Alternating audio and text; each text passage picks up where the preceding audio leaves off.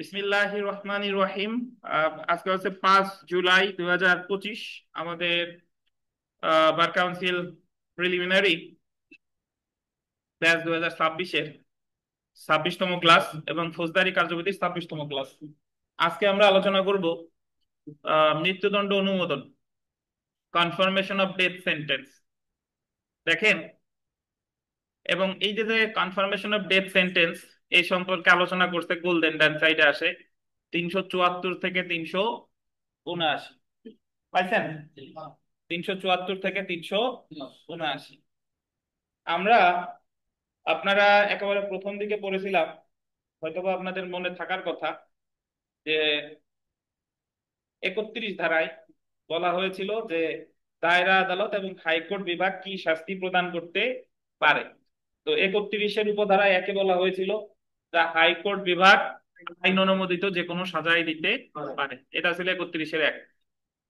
31-এর 2-এ বলছিল দায়রা জজ বা অতিরিক্ত দায়রা জজ আইন অনুমোদিত যে কোনো সাজা দিতে পারে, তবে যদি মৃত্যুদণ্ড দেয় তাহলে এটার আবার অনুমোদন লাগবে হাইকোর্ট বিভাগের। তার মানে দায়রা জজ, অতিরিক্ত দায়রা জজ মৃত্যুদণ্ড দিতে পারে, বাট অনুমোদন লাগবে কার? হাইকোর্ট বিভাগের। তো এই মৃত্যুদণ্ড অনুমোদন কিভাবে করা হয়, কিভাবে হাইকোর্টে দায়রা আদালতের নথিপত্র যায়, এই বিস্তারিত বিধিবিধান আলোচনা করছে 374 থেকে 379। তো আমরা একটু পড়ি। দেখেন যে দায়রা আদালত মৃত্যুদণ্ড প্রদান করেছে এমন মামলার কার্যক্রম গোল দিবেন 374 ধারা অনুসারে হাইকোর্ট বিভাগে প্রেরণ করবে। অর্থাৎ দায়রা জজ অথবা অতিরিক্ত দায়রা জজ যেই মৃত্যুদণ্ড দেখ না কেন, ওনারা যখন মৃত্যুদণ্ড প্রদান করবে তখন ওই মামলার নথিপত্র, মৃত্যুদণ্ড দেওয়ার পরেই ওই মামলার নথিপত্র হাইকোর্টের অনুমোদনের জন্য পাঠাইতে হবে হাইকোর্টে। কত ধারায়? 374 ধারায়। 375 ধারায় ডেথ রেফারেন্স শুনানির সময় হাইকোর্ট বিভাগ বল দিবেন অধিকতর অনুসন্ধান করতে বা অতিরিক্ত সাক্ষ্য নির্দেশ দিতে পারে। 375 ধারায় বলছে যে হাইকোর্ট বিভাগ ডেথ রেফারেন্স শুনানি তিনি যখন করবেন তখন তিনি অধিকতর অনুসন্ধান করতে পারে অথবা কারো অতিরিক্ত সাক্ষ্য গ্রহণ করতে পারে। এই বিধানটা আছে কত ধারায়? 375। ডেথ রেফারেন্স শুনানি শেষে হাইকোর্ট বিভাগ মৃত্যুদণ্ড বহাল রাখতে পারে, বাতিল করতে পারে বা অন্য কোনো সাজা দিতে পারে। এটা আছে 376। 376 ধারায় প্রকৃতপক্ষে বলা হয়েছে যে যখন ডেথ রেফারেন্সের শুনানি শেষ হয়ে গেল তখন তো একটা সিদ্ধান্ত উনি দিবেন, হয় মৃত্যুদণ্ড অনুমোদন করবেন, নাহলে বাতিল করবেন, নাহলে অন্য কোনো সাজা দিবেন। এই বিধানটা আছে 376। তাহলে একটা সামারি আমরা পেয়ে গেলাম যে নিম্ন আদালত মৃত্যুদণ্ড দেওয়ার পর নথিপত্র পাঠাবে 374, হাইকোর্ট বিভাগ অধিকতর অনুসন্ধান বা সাক্ষ্য গ্রহণ করবে 375, আর ডেথ রেফারেন্সের সিদ্ধান্ত দিবে 373। তো প্রথমে আমরা চলে আসি 374 ধারায়। একটু দাঁড়ান, তাহলে আমরা 374 ধারা পড়া শুরু করি। দেখেন, হাইকোর্ট বিভাগে ডেথ রেফারেন্স দায়রা আদালত মৃত্যুদণ্ডের আদেশ দিলে ফৌজদারি কার্যবিধি 374 ধারা অনুযায়ী মামলার কার্যক্রম হাইকোর্ট বিভাগে দাখিল করতে হবে। মৃত্যুদণ্ডের আদেশ হাইকোর্ট বিভাগে প্রেরণ করলে হাইকোর্ট বিভাগ কি কি করতে পারে সেটা 375 এবং 376 ধারায় আলোচনা করা হয়েছে। তো নথিপত্র পাঠানো হবে হাইকোর্টে, এটা কত ধারায়? 374। এরপরে ওনার করণীয় কি কি আছে এটা বলেছে 375 এবং 376। তো আমরা প্রথমে চলে আসি 375 ধারা, অধিকতর অনুসন্ধান বা অতিরিক্ত সাক্ষ্য গ্রহণ। আচ্ছা আচ্ছা, তার আগে আমি একটু আপনাদের বলে দিই, সেটা হলো যে এই যে যে গতদিন আমরা পরীক্ষা দিয়েছি 1 থেকে কত বলছিলাম? 53 বলছিলাম। প্রকৃতপক্ষে পরীক্ষা হয়েছে 1 থেকে 60-এর মধ্যে, ঠিক আছে? তো নেক্সট শুক্রবার আপনাদের 60, 61 থেকে 143 ধারা, 61 থেকে 143 ধারা, এর মধ্যে আরো 40 মার্কের দুইটা পরীক্ষা, মানে 20 মার্কের দুইটা, 40 মার্ক। 61, হ্যাঁ শুক্রবারে, স্যার 61 থেকে কত? 143। ফৌজদারি কার্যবিধির 61 থেকে 143, 61 থেকে 143। এবং আগামী দিন মানে আহ রোববার না, সোমবারে, মানে আগামীকাল সকাল 10টায় পড়া আছে, অনলাইনে যারা আছেন তাদের বলি, সোমবারে আপনাদের আর একটা ক্লাস টেস্ট থাকবে সেটার বিষয়বস্তু আমি বলে দেবো, ক্লাস শেষে বলে দেবো যে সোমবারে কি কত থেকে কত। ঠিক আছে? তো স্যার এটা আমরা শুক্রবার? এটা ওই যে মাত্র যেটা বললাম ওটা শুক্রবারে। জি, আচ্ছা স্যার। শুক্রবার তো সামনে যেটা আসতেছে সেইটা। জি, দেখেন, 374 ধারার অধীন এমন কার্যক্রম পেশ করার পর 375 ধারার অধীন হাইকোর্ট বিভাগ অনুসন্ধান অথবা অতিরিক্ত সাক্ষ্য গ্রহণ করতে পারে, বা দায়রা জজকে, এটা আন্ডারলাইন করেন, দায়রা জজকে অনুসন্ধান করতে বা সাক্ষ্য গ্রহণ করতে নির্দেশ দিতে পারে। এই জিনিসটা এখানে একটা বিষয় আছে এইভাবে। প্রশ্নটা কিভাবে হতে পারে দেখেন, যে প্রথমত প্রশ্ন আসতে পারে যে ডেথ রেফারেন্স শুনানি করে অধিকতর অনুসন্ধান করে কত ধারায়? 375 ধারায়। বা অতিরিক্ত সাক্ষ্য গ্রহণ করে কত ধারায়? 375 ধারায়। এটা কে করে? হাইকোর্ট নিজে পারে, অথবা দায়রা আদালতেও নির্দেশ দিতে পারে। মানে স্বয়ং হাইকোর্ট অতিরিক্ত সাক্ষ্য গ্রহণ করতে পারে, অথবা দায়রা আদালতে নির্দেশ দিল যে তুমি সাক্ষ্য গ্রহণ করো। ঠিক আছে? আমরা চলে এসে 376 ধারা। পীযুষ বুঝতেছেন? তাহলে 74-এ কি বলছে পীযুষ?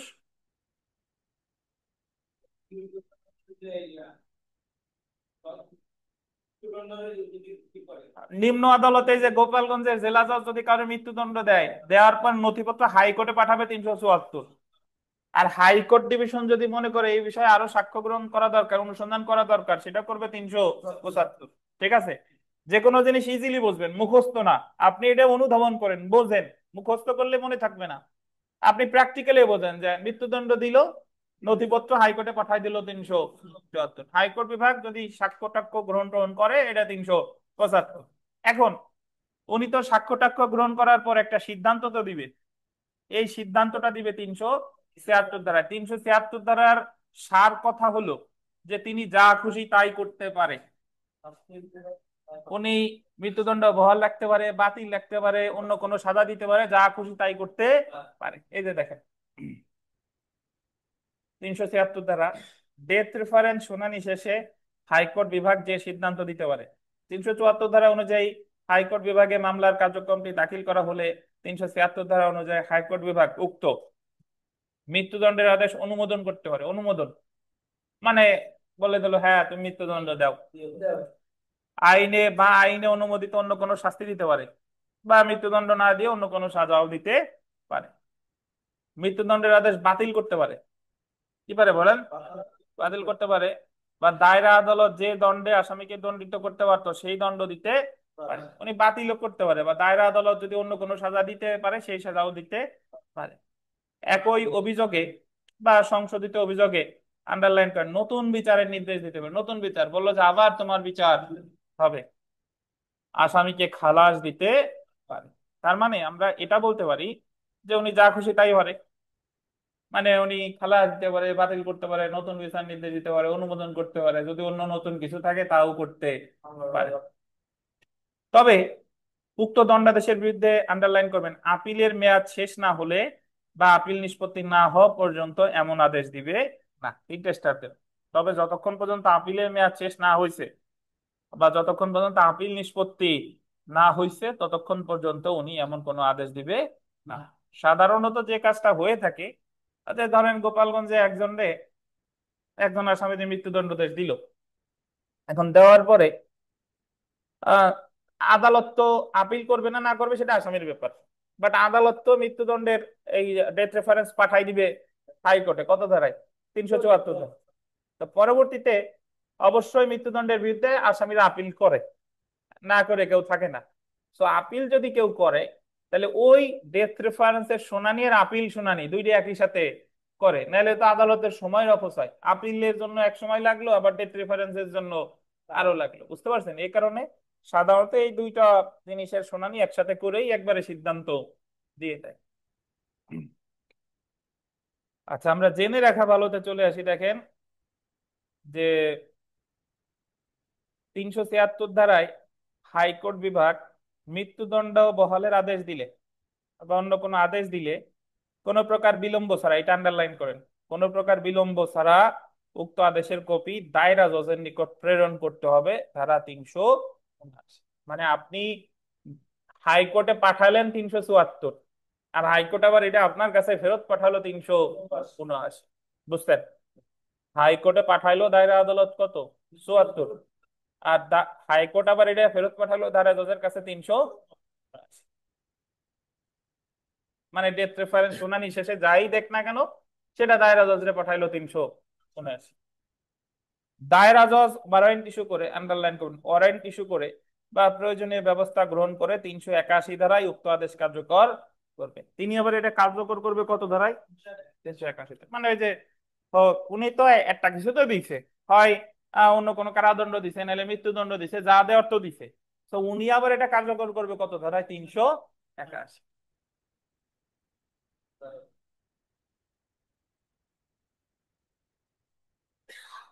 বেশ কতগুলা ছোট ছোট ধারা পড়ছি, দেখেন। ডেথ রেফারেন্স হাইকোর্টে পাঠালো 374, অধিকতর অনুসন্ধান অতিরিক্ত সাক্ষ্য 375, ডেথ রেফারেন্সের সিদ্ধান্ত দিল 376। যাই দেখ না কেন দায়রা জজের কাছে পাঠাবে 379। দায়রা জজ কার্যকর করবে কত? 381। বুঝছেন না? যদি মৃত্যুদণ্ড দেশ দেয়, উনিও যাই দেখ না কেন সেটা কার্যকর করবে করবে কততে? 381-তে। হ্যাঁ, বোঝার দরকার নাই, অন্যতা বুঝছেন? ঠিক আছে, এটুকু বুঝলে হবে, এটুকু এক্সট্রা বলছিলাম, না বুঝলে সমস্যা নাই। ওইটা বলছি যে, একটু আগে বলছি যে ডেথ রেফারেন্সে মৃত্যুদণ্ড বহাল রাখবে কি রাখবে না, এই সিদ্ধান্তটা হাইকোর্ট ডিভিশন দিবে আপিলের শুনানির পরে। কারণ দেখা গেল যে উনি একটা কমন সেন্স অ্যাপ্লাই করেন, উনি ডেথ রেফার আপিল করছে কি করে নাই, উনি যদি ডেথ রেফারেন্সে বহাল রাখে, আবার আপিলে গিয়ে দেখা গেলো যে বহাল নাই, তাহলে কন্ট্রাডিক্টরি হয়ে গেল, যে ডেথ রেফারেন্স এক সিদ্ধান্ত দিছে, আবার আপিলে দিছে আর এক রকম। তো এজন্য বলছে যে আপিলের সিদ্ধান্ত শেষ হওয়ার পরে ডেথ রেফারেন্সের সিদ্ধান্ত দিবে।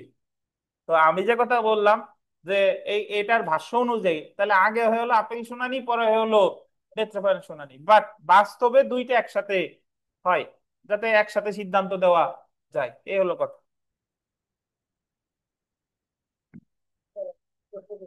করেন, নেন, এই যে নেন, আপনার জন্য মাইক্রোফোন আনছি, মানে নেন একটা পুরো নির্মল শোনা নেন। দাঁড়ান, দাঁড়ান, খুলে লাগাই দেন। না, এমনি বলবেন কেন? আপনি একজন আমার সম্মানিত স্টুডেন্ট, বলেন। স্যার, আমার প্রশ্ন হচ্ছে কি যে যখন মৃত্যুদণ্ড প্রাপ্ত একজন আসামির পক্ষে আপিল করা হলো, আপিলে যদি আপিল মঞ্জুর হয়, তাহলে সেই ক্ষেত্রে হাইকোর্ট বিভাগ কি ওই আহ, মানে বহাল কিংবা পুনরায় বিচার কি দিতে পারে কিনা? ধন্যবাদ, এটা হলো আপনি আপিলের প্রশ্ন করছেন। আপিলের প্রশ্ন আপিল আমরা একটু পরেই পড়বো, তারপরেও যেহেতু আপনি প্রশ্ন করছেন, আপিল আদালত যা খুশি তাই করতে পারে। 376-এ যা খুশি তাই যেমন করতে পারে, আপিল আদালত যা খুশি তাই করতে পারে। বুঝছেন? ঠিক আছে বুঝছেন কিনা? স্যার।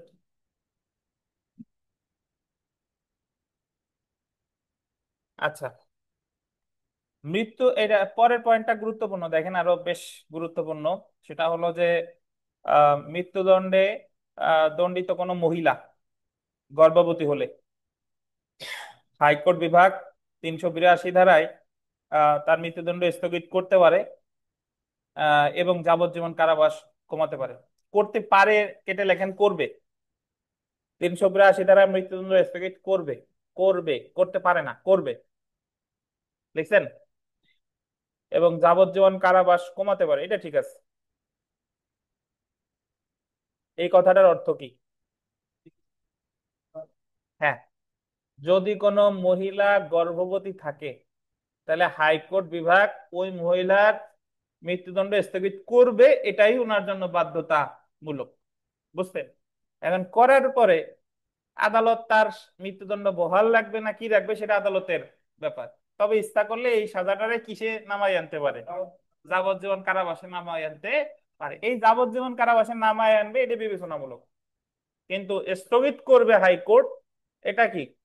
বাধ্যতামূলক। বাচ্চা তো আর তারে তো আর রাখবে না, বাচ্চা তো তার যে হেফাজত, আইনগত হেফাজতকারী আছে তারে দিয়ে দিবে। আর আদালত তো এই ক্ষেত্রে তার মৃত্যুদণ্ড মহিলার ইচ্ছা করলে কি কার্যকর করতে পারে, যে বা গর্ভবতীর যে পিরিয়ডটা এটা শেষ হওয়ার পর বললো যে মৃত্যুদণ্ড কার্যকর করা হবে, অথবা তারে শাস্তি যাবজ্জীবন কারাবাসে কমাতে পারে, এর বেশি কমাবে না। যাবজ্জীবন কারাবাস। বুঝেন নাই ফেরদৌস সাহেব? কোনটা বাধ্যতামূলক বলেন দি?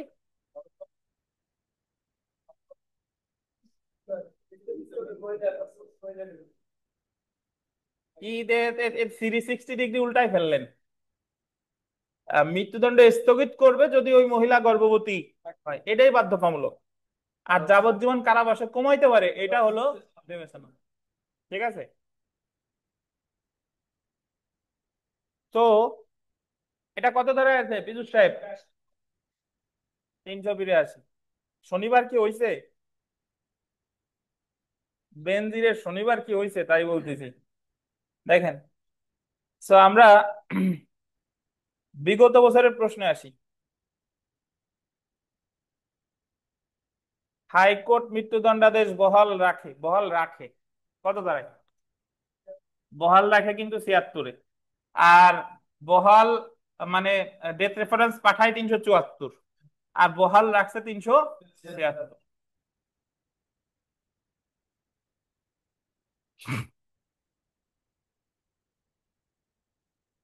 শাকিল মাইক্রোফোন নেন, 2 ও 3 নম্বর প্রশ্ন পড়েন, মাইক্রোফোন নিয়ে পড়েন।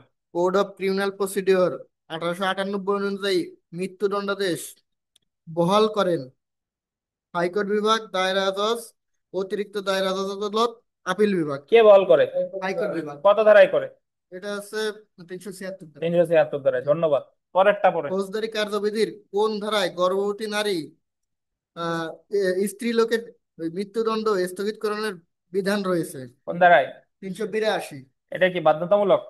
স্থগিত করা বাধ্যতামূলক, বাট মানে কমাবে কিনা সেটা হচ্ছে সেটা আসলে বিবেচনা। বিবেচনা। ঠিক আছে। জি স্যার। সেলফ প্র্যাকটিসের 1 2 মানে পড়ে নেবেন। 3 নাম্বারটা পড়েন শাকিল। দায়রা আদালত মৃত্যুদণ্ড প্রদান করলে মামলার কার্যক্রম ড্যাশ ধারায় হাইকোর্ট বিভাগ দাখিল করতে হবে? দাখিল করবে কত ধারায়? 374 ধারায়। 74 মনে থাকবে। দাখিল করে 374।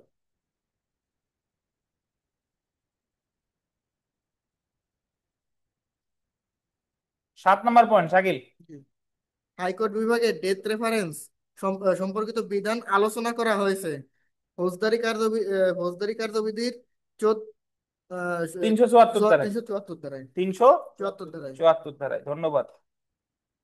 11 পড়েন শাকিল, 3টে স্টার দেন, 11 ভিভিআই।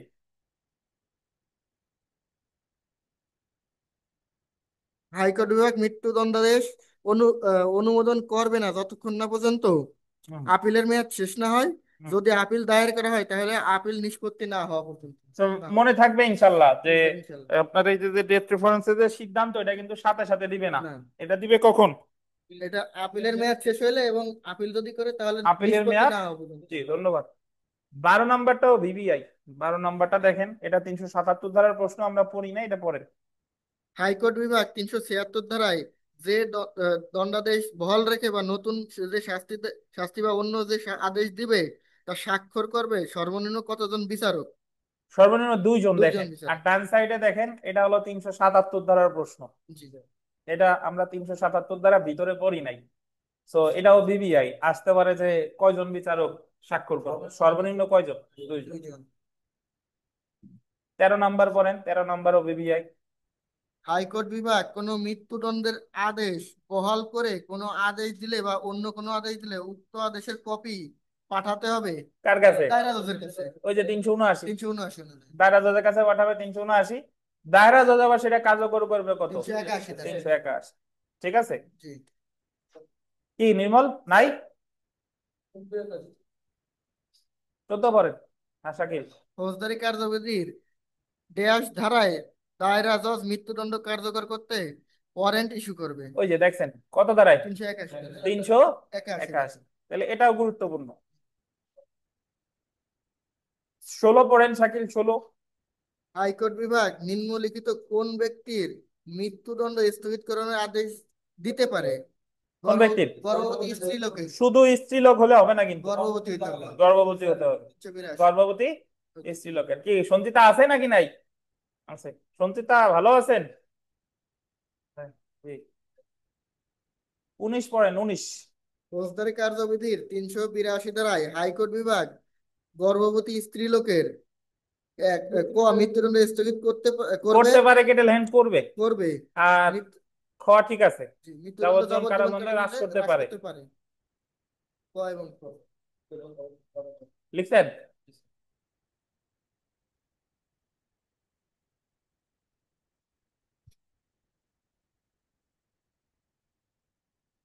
তাহলে আমরা এই যে যে মৃত্যুদণ্ড অনুমোদন সম্পর্কে বেশ কতগুলো ধারা পড়ছি, আপনাদের কোনো প্রশ্ন আছে কিনা অনলাইন অফলাইনে যারা আছেন এই মুহূর্তে উপস্থিত, দয়া করে প্রশ্ন করেন। আপনারা পড়াশোনা একটু বাড়াই দেন, গতি বাড়াই দেন, প্রশ্ন করবেন আমারে। প্রশ্ন করেন না মানে হলো আপনারা পড়াশোনা করেন না। বিমল সাহেব, বিপাশ সাহেব। আসামি পুরুষ কিন্তু সেটা বড় রোগে আক্রান্ত, সেই ক্ষেত্রে কি কোনো সার্টিফিকেট আছে কিনা? দেন না, আগে এটা নেন। স্যার, একজন মৃত্যুদণ্ডের আসামি পুরুষ, দেখা গেল সে সে একটা মানে জটিল রোগে আক্রান্ত, সেই ক্ষেত্রে তার জন্য কোনো কম্প্রোমাইজ বা কোনো কনসিডার আছে কিনা? কোথায় আছে দে, ওনারে দেন। মরণ ব্যাধিতে আক্রান্ত হইলে যে সুবিধা পাবে উনি বলছে, দেন দেন ওনারে দেন। কোথায় আছে বলেন। স্যার বলছি যে আসামি যদি কোনো মরণ ব্যাধি রোগে আক্রান্ত থাকে, হ্যাঁ, সেক্ষেত্রে কি আদালত তারে মৃত্যুদণ্ড মকুব করে অন্য কোনো সাজা দিতে আমরা পারে? পড়ছি কোথাও? জিজ্ঞেস করতেছে প্রশ্ন। ও, জিজ্ঞেস করছেন, ঠিক আছে। শুনেন, আইন মাঝে মাঝে অনেক নিষ্ঠুর মনে হইতে পারে, বাট আইনে যা আছে তাই, ঠিক আছে।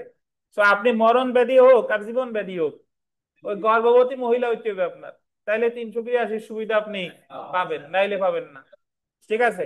আচ্ছা, এখন আপনাদের যে প্রশ্ন সেটা হলো যে মরণ ব্যাধি রোগে আক্রান্ত সে কোনো সুবিধা পাবে কিনা। হ্যাঁ, সে যে সুবিধা পাইতে পারে আমরা সামনে পড়বো, সে রাষ্ট্রপতির কাছে প্রাণ ভিক্ষা চাবে, বা সরকার মনে করলে খালেদা জিয়ারে যেরকম মওকুফ করে দিছে, সরকার মনে করলে সামনে পড়বো 400 401 ধারা, 401 402, এই সকল ধারায় সরকার মনে করলে তারা মওকুফ করতে পারে। বাট আদালত একবার মৃত্যুদণ্ড যাবজ্জীবন কারাদণ্ড দিয়ে ফেললে তো তার জন্য ভালো, খালি খালি ধুকে ধুকে না মরা আছে, ফাঁসিতে আগে মরা ভালো। বুঝতে পারছেন?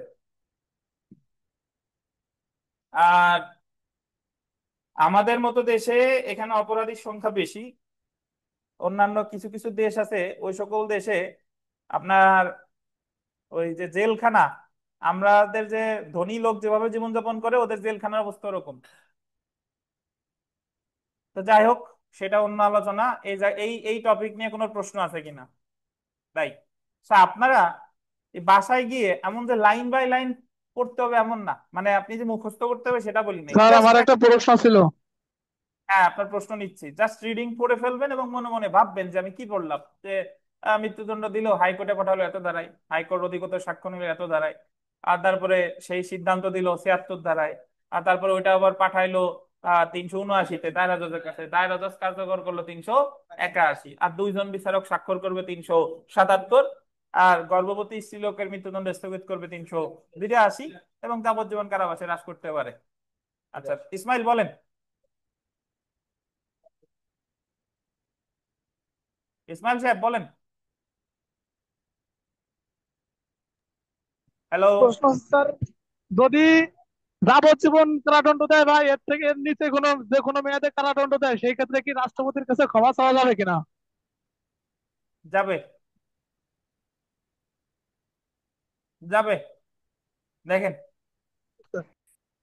রাষ্ট্রপতির আমাদের বাংলাদেশ সংবিধানের, এটা সামনে আসতেছি, বাংলাদেশ সংবিধানের 49 অনুচ্ছেদে আছে প্রেরোগেটিভ অফ মার্সি। দণ্ডবিধির আছে 55 ক ধারায়, আর ফৌজদারি কার্যবিধির আছে 402 ক ধারায়। এই তিন জায়গায় আছে প্রেরোগেটিভ অফ মার্সি। তো এর মধ্যে রাষ্ট্রপতির ক্ষমতা অসীম, দণ্ডবিধি আর সংবিধানে উনি যে কোনো দণ্ড, কেউ যদি 100টা খুনও করে তারেও মওকুফ করার ক্ষমতা রাষ্ট্রপতির আছে, ঠিক আছে। দেখেন, আচ্ছা, তো রাষ্ট্রপতির সাথে ভালো খাতের পাতান। দেখেন, দণ্ড বা শাস্তি কার্যকর, এক্সিকিউশন, ধারা 381 থেকে 400।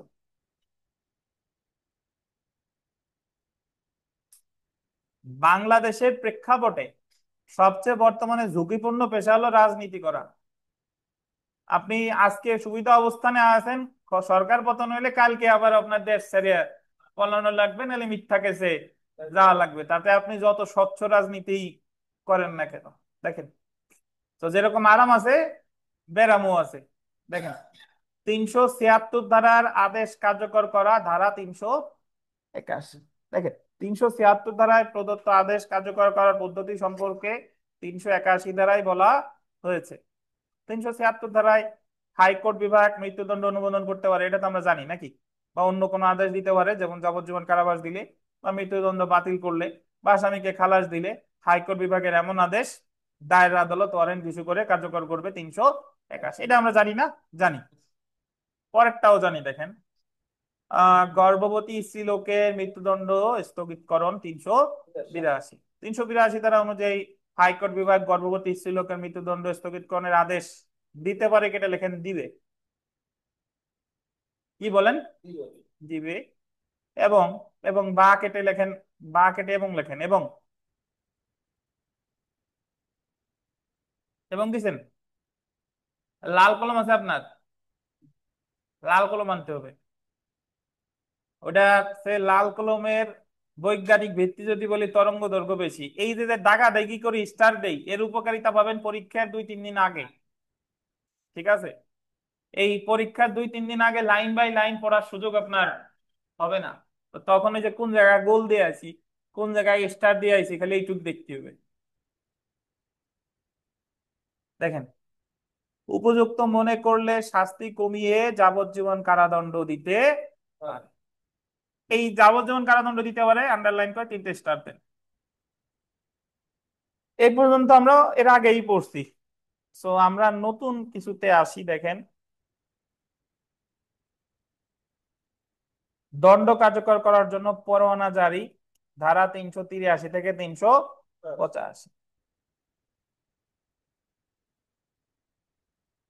দেখেন, মৃত্যুদণ্ডাদেশ ব্যতীত, ব্যতীত শব্দটা বললেন, মৃত্যুদণ্ডাদেশ ব্যতীত অন্য কোন কারাদণ্ডাদেশ কার্যকর করতে হবে পরোয়ানা জারির মাধ্যমে। পরোয়ানা তো বুঝেন, পরোয়ানার ইংরেজি কি?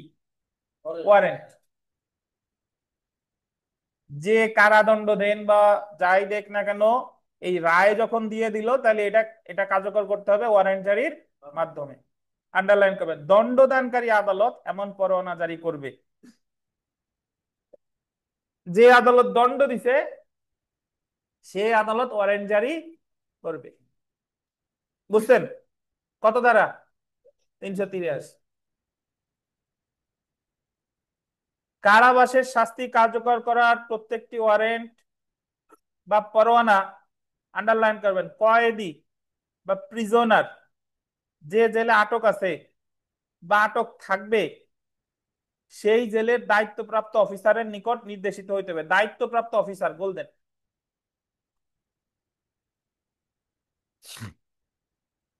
ধরেন একজন ব্যক্তি তারে একটা মামলায় 5 বছরের কারাদণ্ড দিল, এবং যেদিন সে রায় ঘোষণা করছে ওই মুহূর্তে সে ওই আমার এজলাসে কাঠগড়ায় দাঁড়ানো ছিল, তাহলে এই 5 বছর কারাদণ্ড দেওয়ার সাথে সাথে ওই আদালত তার বিরুদ্ধে কারাদণ্ড কার্যকর করার কি ইস্যু করবে?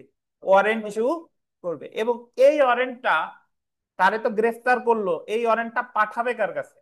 এই যে গোপালগঞ্জ ইসলামপাড়ার যে কারাগার আছে, এই কারাগারের যে দায়িত্বপ্রাপ্ত অফিসার আছে তার কাছে পাঠাবে, এবং ওখানে লেখা থাকবে অমুককে অমুক মামলায় 5 বছরের কারাদণ্ড দেওয়া হয়েছে, সে 5 বছর এই জায়গায় মানে 5 বছর কারাদণ্ড কার্যকর করা হোক।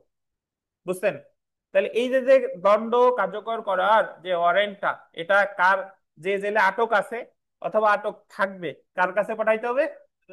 জেলের দায়িত্বপ্রাপ্ত অফিসারের কাছে। এটা বলছে 384 গোল্ডেন। 300 কত? 84। যখন কয়েদিকে জেলে আটক রাখতে হবে, গোল্ডেন, আটক রাখতে হবে, যখন কয়েদিকে জেলে আটক রাখতে হবে, তখন পরোয়ানাটি জেলারকে যথাযথভাবে জানাতে হবে। এটা বলছে 385। 385 এখানে দুইটা বিষয় আছে। একটা ক্ষেত্রে নির্দেশিত হচ্ছে জেলের দায়িত্বপ্রাপ্ত অফিসার বরাবর, এটা হলো 384। আর যখন তারে আটক রাখতে হবে তখন এটা জানাইতে হবে কাকে কাকে? জেলারকে। এখন আপনি বলতে পারেন, স্যার তাহলে দায়িত্বপ্রাপ্ত অফিসার কি জেলার? দায়িত্বপ্রাপ্ত অফিসার জেলার হতেও পারে, নাও হতে পারে। আপাতত এটা মনে রাখেন যে যারে ওই যে কারাগারে রাখবে, এখন তো সব সময় যে কাউরে রাখবে এমন কোনো কথা নাই। যদি এরকম হয় যে অলরেডি সে কারাগারে আছে এবং তার সাজা ওই হয়ে গেছে, যে রায় দিছে তার চেয়ে বেশি সাজা সে অলরেডি কেটে ফেলছে, তো যাই হোক না কেন ওই দণ্ডর পরোয়ানাটা যাবে জেলের দায়িত্বপ্রাপ্ত অফিসারের কাছে। এবং যদি তারে আরো আটক রাখা দরকার হয়, যে সে একদিনও খাটে নাই, তার মানে 5 বছর তো তারে আটক রাখতেই হবে, তাহলে দায়িত্বপ্রাপ্ত অফিসারের তো জানাইছেনি, সাথে সাথে কারে জানাইতে হবে? জেলারেও জানাইতে হবে। এটাই বলছে কততে, 385। বাট তারে যদি আটক রাখার দরকার না হয় তাহলে আর জেলারে জানানোর দরকার নাই। বুঝছেন?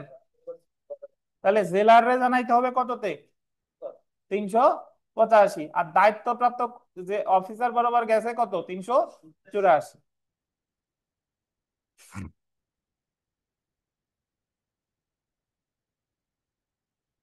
আমরা চলে আসি ধারা 386। নির্মল বুঝছেন? নির্মল, কি প্রশ্ন আছে বলেন দি। নেন প্রশ্নটা, প্রশ্ন থাকলে এই যে মাইক্রোফোন নেন, ধরেন, নেন, বলেন।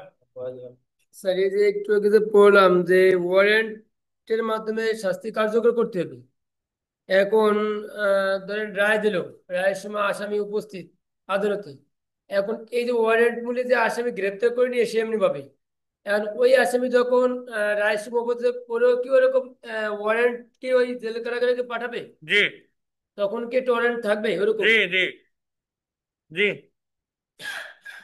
ঠিক আছে, বুঝতে পারছি স্যার। নাহলে সে তো জামিনে ছিল, তারে আপনি কি বলে ধরতেছেন? সে যখন কারাগারে, তার মানে জামিনে তারিখে তারিখে আসে না আসামি, স্যার এখন সে তো ওই মুহূর্তে মুক্তি আছে না, মুক্ত আছে। হ্যাঁ, মুক্ত আছে। তাহলে তারে এখন রায়ে আপনি 1 মাস দেন, 1 বছর দেন, তারে ধরে কারাগারে পাঠাইতে হবে না? তাহলে ধরতে গেলে তারে একটা ওয়ারেন্ট লাগবে না? স্যার এটা জিজ্ঞেস করলাম কেন, যে সাধারণত দেখেছি যে সাদা হলে আসামির অ্যারেস্ট করে পাঠিয়ে দেয়। ওই জায়গায় ওয়ারেন্ট আছে। হ্যাঁ, এইটাই আর কি স্যার। জি। এটা তো আরো জানা নাই।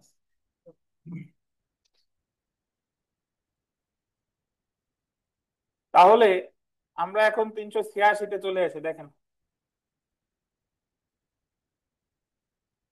ধারা 386, জরিমানা আদায়ের জন্য পরোয়ানা জারি। এতক্ষণ হলো কারাদণ্ড ভোগ টোগ করা হয়েছে, এখন আমরা চলে এসেছি জরিমানায়।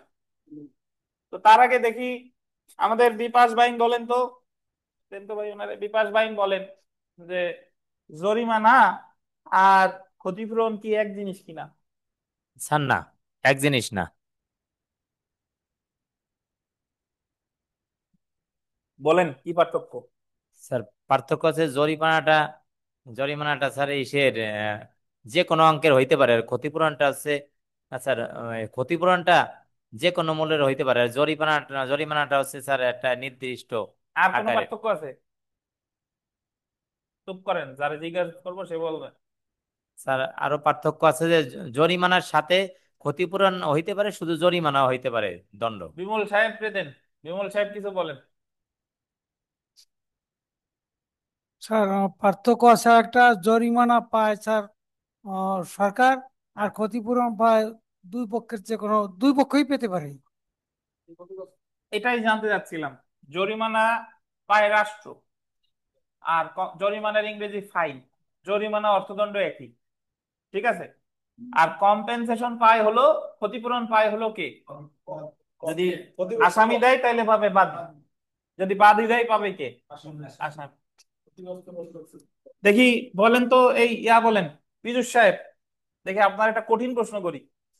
পীযূষ সাহেব বলেন তো যে, বা আমরা এর আগে তো 3-4 ক্লাস আগে আগে পড়ছি যে বাদী কখন ক্ষতিপূরণ দেয়।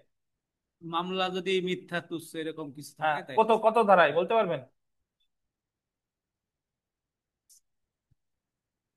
মামলা যদি সঞ্চিতা রায় দেন, সঞ্চিতা, 249 মনে হয়। না, সঞ্চিতা কত?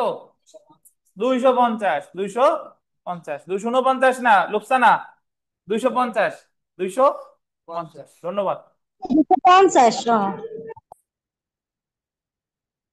আচ্ছা, তাহলে দেখেন এখন জরিমানা আদায়ের জন্য পরোয়ানা জারি warrant for levy of fine, warrant for levy of fine. Levy শব্দটা গোল দিয়ে ওর উপরে লেখেন আদায়।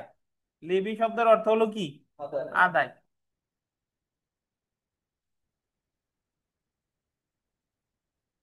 যখন কোনো অপরাধীকে অর্থদণ্ডে দণ্ডিত করা হয়েছে, অর্থদণ্ড প্রদানকারী আদালত নিম্নলিখিত বলতেন দুইটি উপায় অর্থদণ্ড আদায় করতে পারে। কয়টি উপায়? দুইটি উপায়। সো পরীক্ষায় এখানে থেকে প্রশ্ন আসবে যে অর্থদণ্ড প্রদান করা হলে উক্ত অর্থদণ্ড আদায় করা যায় কয়টি উপায়? দুইটি উপায়। অপরাধীর গোল দিবেন অস্থাবর সম্পত্তি ক্রয় কেটে লেখেন ক্রোক, আর বা কেটে লেখেন এবং। অপরাধীর অস্থাবর সম্পত্তি কি বলেন? ক্রোক। এবং বিক্রয় করে জরিমানা আদায়ের জন্য আদালত পরোয়ানা জারি করতে পারে। তাহলে আদালত স্বয়ং জরিমানাটা আদায় করবে। ওই অপরাধীর কোন ধরনের সম্পত্তি কি করবে? অস্থাবর সম্পত্তি ক্রোক এবং বিক্রয়। ক্রোক বুঝেন তো? এর আগে আমরা ক্রোক কোথায় কোথায় পড়ছি বলেন, সবাই বলেন। 88 ধারায় পাইছি ক্রোক, আর কোথায় পাইছি?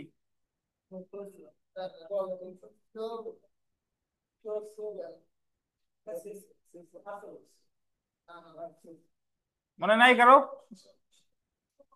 146, 88 আর 146, ঠিক আছে। তাহলে একটা পদ্ধতি হলো আদালত অপরাধীর অস্থাবর সম্পত্তি কি করবে? ক্রোক করবে। 2 নাম্বারটা দেখেন, অনাদায়ী অপরাধীর গোল দিবেন অস্থাবর এবং স্থাবর, দুইটাই গোল দেন। অস্থাবর এবং স্থাবর বা উভয় সম্পত্তি দেওয়ানি কার্যবিধিতে, সরি আন্ডারলাইন করে, দেওয়ানি কার্য পদ্ধতি অনুসারে পরোয়ানা কার্যকর করে পাওনা আদায়ে গোল দিবেন জেলা কালেক্টরকে ক্ষমতা। মানে উনি দুইটা পদ্ধতিতে অর্থদণ্ড আদায় করতে পারে। এক, উনি নিজে আদালত স্বয়ং অপরাধীর কোন ধরনের সম্পত্তি ক্রয় বিক্রয় করবে? অস্থাবর। অথবা জেলা কালেক্টরকে দায়িত্ব দিতে পারে যে আপনি অপরাধীর স্থাবর এবং অস্থাবর উভয় সম্পত্তি ক্রয় বিক্রয় করে দেওয়ানি কার্য পদ্ধতি অনুসারে আপনি জরিমানার টাকা আদায় করে দিন। তাহলে জেলা কালেক্টর এটা উদ্ধার করবে কোন আইন অনুসারে? দেওয়ানি কার্য পদ্ধতি, দেওয়ানি কার্যবিধি। এবং এই যে যে পরোয়ানাটা, এটা একটা ডিক্রি হিসেবে গণ্য হবে। যদিও এটা ফৌজদারি মামলা, কিন্তু এই যে যে জেলা কালেক্টরের যে দায়িত্বটা দিল, যে পরোয়ানাটা দিল, এটা কি হিসেবে গণ্য হবে? ডিক্রি। ডিক্রি দেয় দেওয়ানি মামলায়। সো এখানে আপনি একটু ব্র্যাকেটে লিখতে পারেন যে জেলা কালেক্টরকে যে পরোয়ানা দেওয়া হলো তা ডিক্রি হিসেবে গণ্য হবে। জেলা কালেক্টরকে যে পরোয়ানা দেওয়া হলো তা ডিক্রি হিসেবে গণ্য হবে।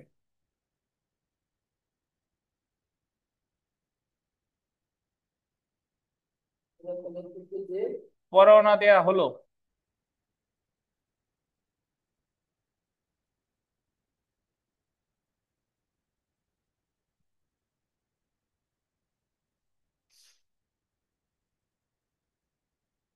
তার ডিক্রি হিসেবে গণ্য হবে।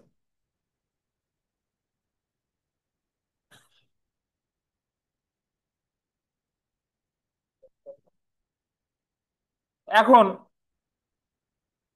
হ্যাঁ, দুইটাই 386। তো এখন যে জিনিসটা আমার বোঝা দরকার যে আদালত জরিমানা আদায়ের জন্য তাহলে কোন ধরনের সম্পত্তি ক্রয় করতে পারে? অস্থাবর। আর জেলা কালেক্টরের দায়িত্ব দিতে পারে কি? আর জেলা কালেক্টরের এই যে যে পরোয়ানাটা দিল জরিমানা আদায়ের জন্য, এটা কি হিসেবে গণ্য হবে? ডিক্রি হিসেবে গণ্য হবে। বুঝছেন? এন্ড জেলা কালেক্টর কি? জেলা কালেক্টর আমি একটু বলি শুনেন, যে আমাদের যিনি জেলা প্রশাসক, উনার জেলা প্রশাসকের ইংরেজি আছে ডেপুটি কমিশনার। ডেপুটি কমিশনার, যদিও ডেপুটি কমিশনারের শাব্দিক অর্থ জেলা প্রশাসক হয় না, তথাপি ডেপুটি কমিশনার কে জেলা প্রশাসকই বোঝায়, ওনারা লেখেন। তো ডেপুটি কমিশনার জেলা প্রশাসক। যিনি জেলা প্রশাসক তিনি যখন ফৌজদারি কার্যবিধি অনুসারে দায়িত্ব পালন করেন তখন ওনাকে বলে ডিস্ট্রিক্ট ম্যাজিস্ট্রেট বা জেলা ম্যাজিস্ট্রেট। ব্যক্তি একজনই। যখন উনি জেলা প্রশাসনের কাজ করেন তখন ওনার নাম ডেপুটি কমিশনার। যখন উনি ফৌজদারি কার্যবিধি অনুসারে দায়িত্ব পালন করেন তখন ওনার নাম ডিএম বা জেলা ম্যাজিস্ট্রেট বা ডিস্ট্রিক্ট ম্যাজিস্ট্রেট, যখন উনি জমি জমা সংক্রান্ত দায়িত্ব পালন করে থাকেন দেওয়ানি কার্যবিধির অধীন, তখন ওনার পদবি হলো ডিসি বা ডিস্ট্রিক্ট কালেক্টর। ডিস্ট্রিক্ট কালেক্টর, তাহলে এক ডিসি মানে ডিস্ট্রিক্ট কালেক্টর, আর এক ডিসি মানে কি ডেপুটি কমিশনার। বাট ব্যক্তি একজন, কিন্তু ওনার পদ কয়টা? তিনটা। দেখেন, এই আমাদের নির্মল যেরকম ব্যক্তি একজন, কিন্তু ওনার ফেসবুক আইডি দুই তিনটে, একটা হলো কষ্টের জীবন, তারপর নির্মল দাস, আর আছে নাকি? আচ্ছা দেখেন, তবে যদি কষ্টের নদী স্যার। কষ্টের নদী, আচ্ছা ভুলে যাই খালি বারবার। দেখেন, তবে যদি দণ্ডাদেশের নির্দেশ থাকে যে জরিমানা পরিশোধ করা না হলে অপরাধীকে কারাদণ্ডে ভোগ করতে হবে, এবং আসামি যদি আরোপিত অর্থদণ্ড না দিয়ে কারাভোগ করে, তবে আদালত উক্তরূপ পরোয়ানা জারি করতে পারবে না।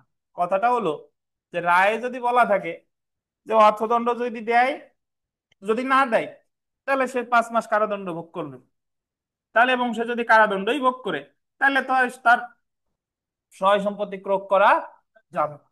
বুঝতে পারছেন? তাহলে এই বিধানটা প্রযোজ্য তখনই যখন রায়ে জরিমানা অনাদায়ে কোনো কারাদণ্ডের বিধান থাকে না, সেই ক্ষেত্রেই 386 ধারার পদ্ধতি অনুসরণ করা হবে। অতঃপর যখন কোনো আসামিকে কেবলমাত্র জরিমানা করা হয়, কেবলমাত্র জরিমানা হলো শুধু জরিমানা, কি বলেন, তারা কোনো কারাদণ্ড কিছু দেয় নাই, এবং জরিমানা অনাদায়ে কারাদণ্ডে দণ্ডিত করা হয়, সেই ক্ষেত্রে আদালত উক্ত জরিমানার টাকা পরিশোধের জন্য গোল দিবেন 30 দিন সময় দিতে পারে, বা 2 বা 3 কিস্তিতে, এবং উক্ত ক্ষেত্রে প্রথম কিস্তি আদেশের 30 দিনের মধ্যে পরিশোধ করতে হবে, এবং অন্যান্য কিস্তিগুলো 30 দিনের বেশি পরিশোধ করা যাবে, বিরতিতে পরিশোধ করা যাবে না। এটার আমি একটু ব্যাখ্যা দিই, শুনেন। আমাদের আহ দণ্ডবিধির 67 ধারায় আমরা যখন দণ্ডবিধি পড়বো, যে যখন কোনো ব্যক্তিকে শুধু অর্থদণ্ড দেয়া হয়, মানে শুধু জরিমানা করা হয়, ওই জরিমানা অনাদায়ে আদালত ওই ব্যক্তির সর্বোচ্চ কারাদণ্ড দিতে পারে 50 টাকা পর্যন্ত 2 মাস, 100 টাকা পর্যন্ত 4 মাস, 100 টাকার বেশি হলে 6 মাস। অর্থাৎ শুধু অর্থদণ্ড অনাদায়ে 6 মাসের বেশি কারাদণ্ড কিন্তু দিতে পারবে না। বুঝলেন কিনা? এখন ভাই, শুধু অর্থদণ্ড অনাদায়ে তো 6 মাসের বেশি কারাদণ্ড দিতে পারবে না। এখন ধরেন একজন ব্যক্তিকে আহ অর্থদণ্ড দিল 500 টাকা, এবং 500 টাকার জন্য ওনারে সর্বোচ্চ কারাদণ্ড দিতে পারে কত বলে, 6 মাস। আদালত ওনারে 2 মাস দিছে, 2 মাস দিল ধরে, এবং তার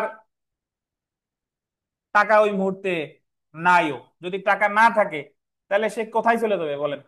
কারাগারে চলে যাবে। এখন সে এই 388 ধারায় আদালতের কাছে জামিন চাইতে পারে যে ওনার, আমি যদিও আমার এই মুহূর্তে টাকা নাই, বাট আমারে সুযোগ দেয়া হোক, আমারে আপাতত মুক্ত করে দেয়া হোক, আমি এই টাকা পরিশোধ করে দিব। দরখাস্তটা হবে কত ধারায়? 388 ধারায়। তখন আদালত ওনার সর্বোচ্চ সময় দিতে পারে 3 কিস্তি। সর্বোচ্চ কত? 3 কিস্তি, এবং প্রতি কিস্তির মেয়াদ হবে সর্বোচ্চ কত দিন? 30 দিন। বুঝতে পারছেন?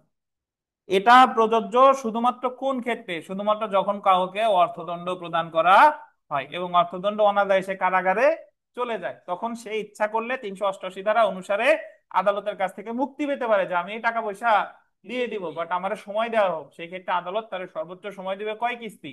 3 কিস্তি, এবং প্রতি কিস্তির মেয়াদ হবে কতদিন? এটা বলা আছে 388 ধারায়। কত ধারা? 388। বুঝছেন? সো 388 গোল দিয়ে 3টে স্টার দেন।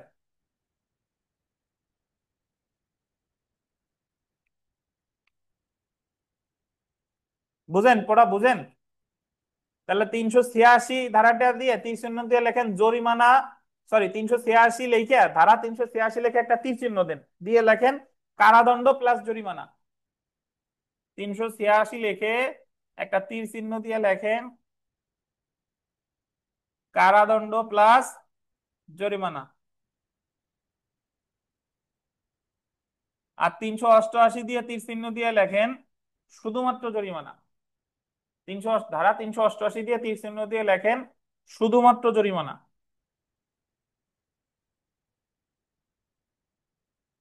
জি, হ্যাঁ।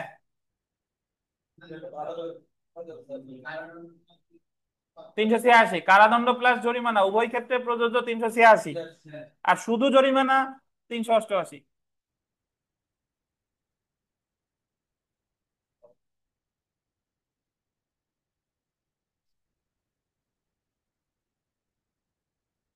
কি নির্মল, কোনো প্রশ্ন আছে?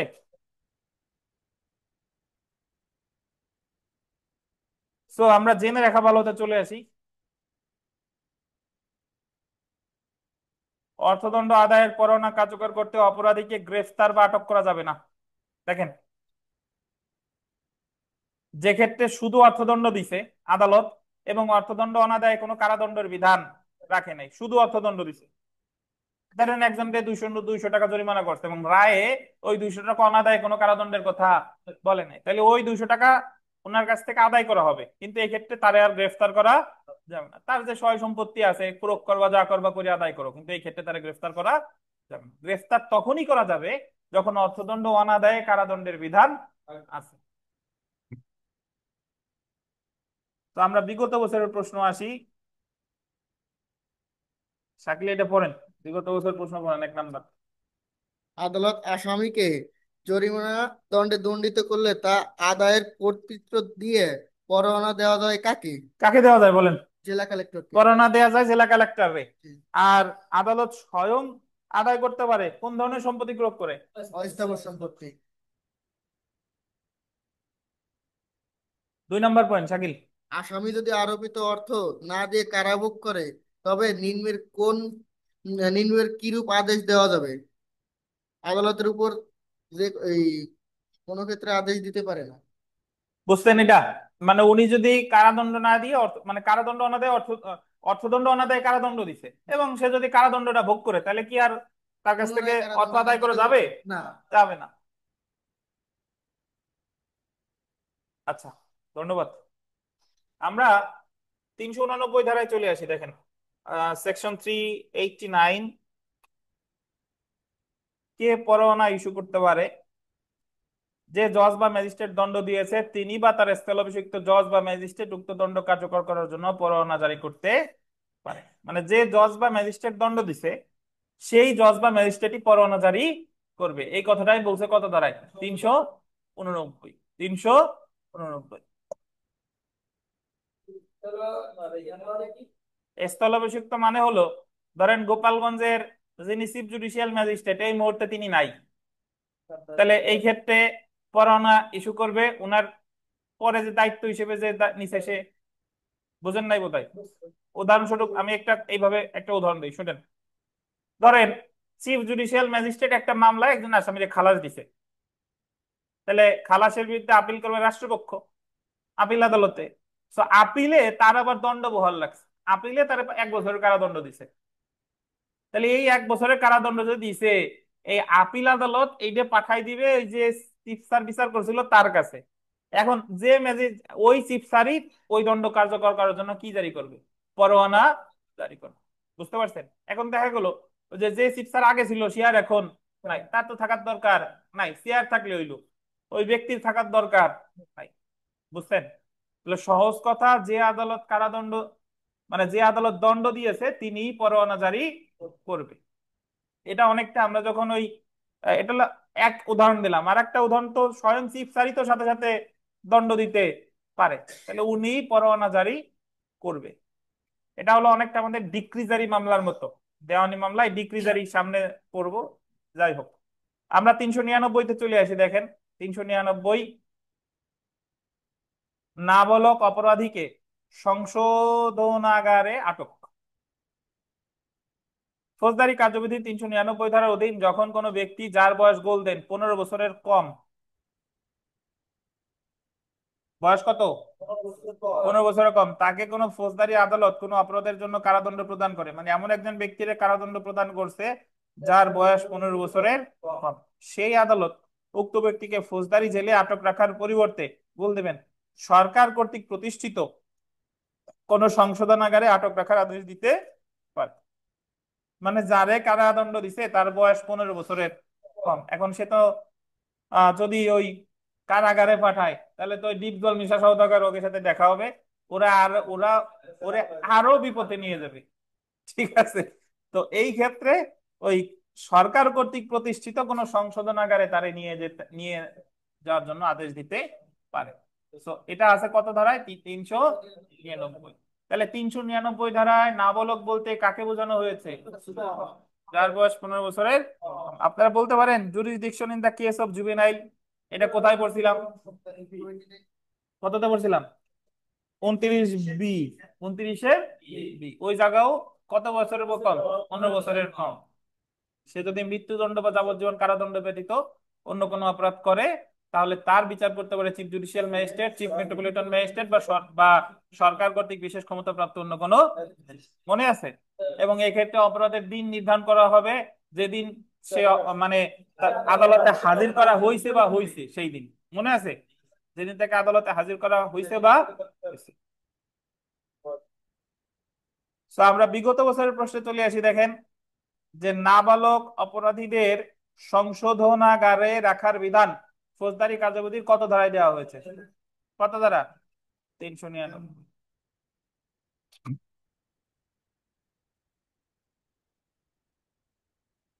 শাকিল 3 নম্বর পড়েন। আদালত কেবলমাত্র জরিমানা আরোপ করলে এবং জরিমানার পরিবর্তে কারাদণ্ড দিলে এবং উক্ত অর্থদণ্ড আহ, পরিশোধ না করা হলে আদালত যে ড্যাশ উক্ত জরিমানা টাকা পরিশোধ করতে আদেশ দিতে পারে কতদিনের মধ্যে? 30 দিনের মধ্যে। ব্যাখ্যাটা পড়েন, ব্যাখ্যা: আদালত এমন অর্থ আন্ডারলাইন করেন। 2 বা 3 কিস্তিতে পরিশোধের নির্দেশ দিতে পারে। তাহলে যদি পরীক্ষায় প্রশ্ন আসে যে অর্থদণ্ড অনাদায়ে কারাদণ্ড দিলে ওই অর্থদণ্ড পরিশোধের জন্য আদালত যে 30 দিনের সময় দিবে, সর্বোচ্চ কয় কিস্তিতে? 2 বা 3 কিস্তি। সর্বোচ্চ 3 কিস্তি। 3 কিস্তি। 5 নম্বর পড়েন শাকিল। 4, 5 দুইটাই পড়েন, 4ও পড়েন 5ও পড়েন। মৃত্যুদণ্ডাদেশ ব্যতীত অন্য কোনো কারাদণ্ডাদেশ কার্যকর করতে হবে পরোয়ানা সহ আসামিকে জেলে পাঠিয়ে জেলে পাঠিয়েই তো কার্যকর করবে। করবে। জি। 5 নম্বর পড়েন। জরিমানা পরিশোধে ব্যর্থতার ক্ষেত্রে প্রদত্ত কারাদণ্ড সমাপ্ত হবে অর্থদণ্ড পরিশোধ করা হলে বা আদালতের প্রক্রিয়া দ্বারা আদায় করা হলে। অর্থদণ্ড পরিশোধ করলে ভালো, অথবা সে পরিশোধ করুক বা না করুক, আদালত যদি আদায় করে। 9 নম্বর পড়েন শাকিল। 9। জরিমানা আদায়ের জন্য পরোয়ানা জারি করতে পারে আহ, অস্থাবর সম্পত্তি ক্রয় ও বিক্রয় অস্থাবর সম্পত্তি ক্রয় লেখা আছে, খতে ওই যে ক্রয় কেটে ক্রোক লেখেন, ক্রয় লেখেন, ক্রয় কেটে কি লিখবেন? ক্রয়। ক্রোক। 11 পড়েন। 386 ধারায় জরিমানা আদায়ের জন্য প্রধানত কয়টি ব্যবস্থা রয়েছে? কয়টা? 2টি ব্যবস্থা। কি দুইটা? কি কি মনে আছে? আদালত অস্থাবর সম্পত্তি ক্রয় বিক্রয় করবে, আর অথবা জেলা কালেক্টরে আদেশ দিবে স্থাবর অস্থাবর সম্পত্তি ক্রয় বিক্রয়ের জন্য দেওয়ানি কার্যবিধি অনুসারে। আর জেলা কালেক্টর এই যে দায়িত্ব দিল, এটা এই পরোয়ানাটা ডিক্রি হিসেবে গণ্য হবে। 12 নম্বর পরে। নিম্নলিখিত কোন পদক্ষেপের মাধ্যমে দণ্ড প্রদানকারী আদালত অর্থদণ্ড আদায় করতে পারে? অর্থদণ্ড মানে অপরাধীর অস্থাবর সম্পত্তি ক্রয় এবং বিক্রয় করে। করে। ঠিক আছে, আর ব্যাখ্যাটা পড়ে নিন, এই জায়গা পড়তেছি না, আপনারা ব্যাখ্যা পড়ে নিন।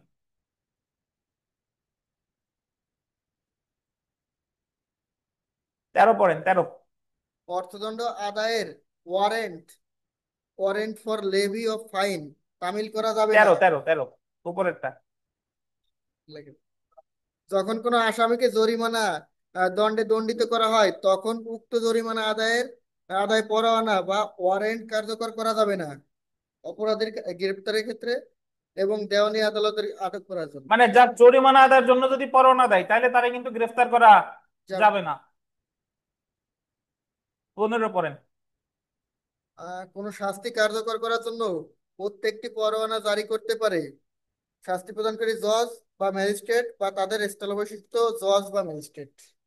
জি, কোন শাস্তি কার্যকর করার জন্য প্রত্যেকটি পরোয়ানা জারি করতে পারে জজ বা তার স্থলাভিষিক্ত জজ বা ম্যাজিস্ট্রেট। ধন্যবাদ। সো এই পর্যন্ত আমরা যা পড়ছি, অনলাইন অফলাইনে আপনারা যারা যারা আছেন, আপনাদের কোনো প্রশ্ন আছে কিনা দয়া করে জানান।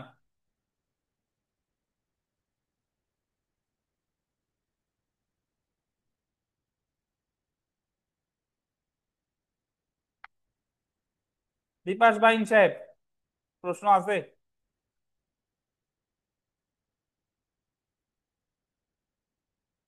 বিজু সাহেব আছে? স্যার দিলরুবা বলছি স্যার, আসসালামু আলাইকুম। ওয়ালাইকুম আসসালাম, দিলরুবা বলেন। স্যার ওই যে 386 ধারার যে লাস্টে স্যার কিস্তি ভিত্তিক যে জরিমানাগুলি দেওয়া হয়েছে স্যার, একটু মানে মিস্টেক হয়ে গেছে, অন্য একটা এসেছিলাম, এই জন্য একটু ক্লিয়ার করতেন যদি স্যার। ওটা 386 না, ওটা 388। এটা 388, জি স্যার যখন 388 কোনো স্যার। যখন কোনো আসামিকে শুধু অর্থদণ্ড করা হয়, কারাদণ্ড দেয় না, শুধু অর্থদণ্ড দিছে, এবং অর্থদণ্ড না দেওয়ার কারণে সে কারাগারে চলে গেছে। কারাগারে ধরেন একজন ব্যক্তিরে বললো যে তুমি 500 টাকা অর্থদণ্ডে দণ্ডিত করা হলো, আর 500 টাকা যদি না দিতে পারো তোমার 3 মাস কারাদণ্ড। তো সে 500 টাকা অর্থদণ্ড তাতে আর তার সামর্থ্য নাই, সে কারাগারে তারে নিয়ে গেছে, ধরেন গ্রেফতার করছে, তখন সে আদালতে আবেদন করবে 388 ধারায়, যে ওনার আমি এই 500 টাকা দিয়ে দিব, আমার সময় দেওয়া হোক। 388 ধারায় বলা আছে যে সময়, আদালত সময় দেওয়ার বিধান আছে, এবং আদালত সর্বোচ্চ সময় দিতে পারে 3 কিস্তি, যে তুমি 3 কিস্তিতে 500 টাকা দিবা। এটা আদালতের দয়া, আদালত ইচ্ছা করলে 1 কিস্তিও দিতে পারে, বাট সর্বোচ্চ দিতে পারে কত? 3 কিস্তি, এবং বলবে যে তুমি এই 3 কিস্তির মধ্যে 500 টাকা দিবা, এবং প্রতি কিস্তির মেয়াদ হবে কতদিন? 30 দিন, সর্বোচ্চ থ্যাংক 30 দিন। তো এটা জি বলছে স্যার, থ্যাংক 388 ধারায়। জি স্যার, জি sir, thank you sir.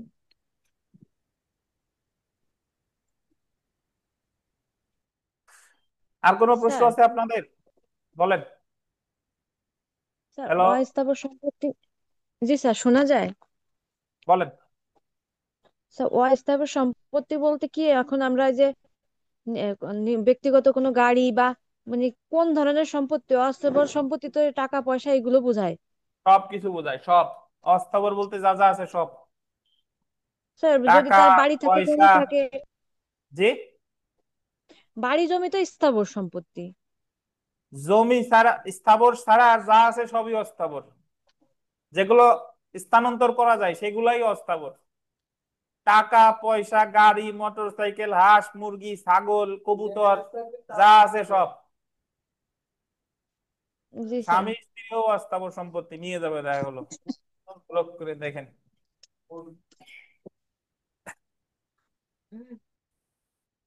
Dinesh বলল যে আমার অস্থাবর সম্পত্তি আমার গার্লফ্রেন্ড। লক্ষ্য করে নিয়ে যা। So, আমাদের বিরতি শেষে আবার শুরু করব।